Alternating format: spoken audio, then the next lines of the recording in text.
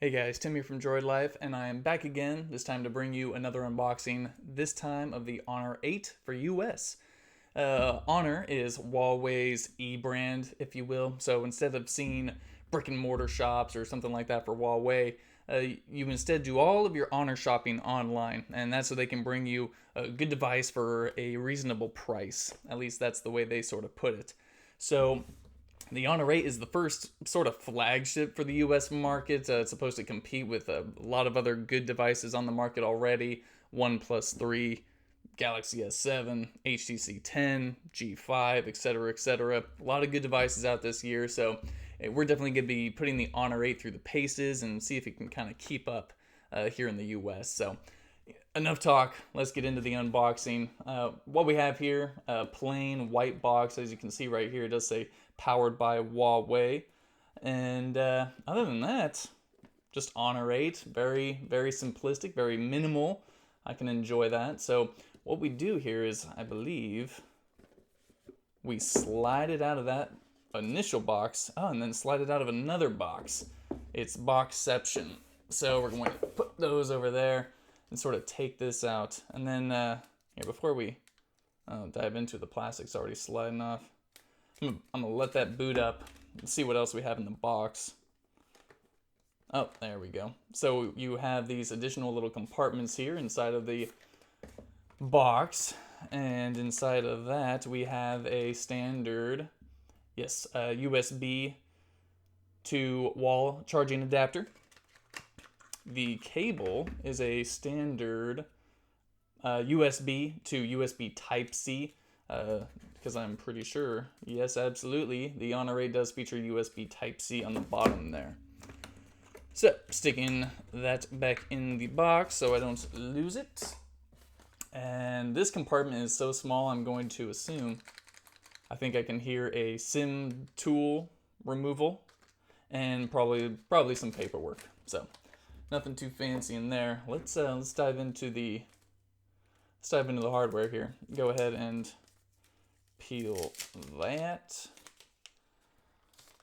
All right, so here is the Honor 8. Pretty sure it's booted. Ah, yes, it is booted. So Honor 8. Let's go over the specs. It does feature a 5.2-inch Full HD display. So I believe it's a 1080p, 1920 resolution. And then moving along the bottom, we do have that 3.5 millimeter headphone jack on the left, USB Type-C, and then a external speaker. On the right here, you've got your power button, as well as your up-down volume rocker. Along the top, noise-canceling mic, and that right there might even be a little IR blaster, not too sure. And then on the left side here, you've got your SIM slot, as well as the dual SIM slot and micro SD. It does have expandable storage. Quick word on pricing. The phone is currently still on pre-sale for $399. 64 gig is available for $449, which is $50 more. But it does have expandable storage up to 128 gigs. So you're gonna be good getting that 32 gig model and just slapping the micro SD in there if that's okay with you. Other specs, as you can see, it's got the dual 12 megapixel rear facing cameras right there, kind of like what we saw in the Huawei P9. Both 12 megapixel, one full color, another one monochrome, if I'm not mistaken, so you can get those really crispy black and white images for your Instagram. Of course, it does have the rear-facing fingerprint reader, that same circle. Pretty sure it's the same exact spec as what we saw in the Nexus 6P. So a very good fingerprint reader, at least if it's the same. We do have that LED flash. And kind of diving into the software, I'm going to see if I can turn up the brightness. And I've been having so many problems with settings menus as of late. I feel like they keep changing on me. But it does come running Android version 6.0, which is Marshmallow. However, it is running the Huawei Emotion UI 4.1 on top. Definitely switches it up a bit. Processor is octa-core high silicon Kirin 950 processor with 4 gigs of RAM. As for the colors, this blue color in the US, pretty sure is a Best Buy exclusive for the time being. Probably will get sold, like unlocked through different retailers at a different time, but it also comes in a black and a pearl white. So if the blue not your thing, you can definitely pick it up in a different color. And additionally has a 3000 milliamp hour battery, Bluetooth 4.2, GPS, NFC, and it does have LTE bands for your major GSM carriers here in the US, so AT&T, T-Mobile, etc. I was going to try and dive into the settings just to show you sort of what we're looking at here with this Huawei Emotion UI. Definitely a bit different than sort of your stock Android or TouchWiz or LG.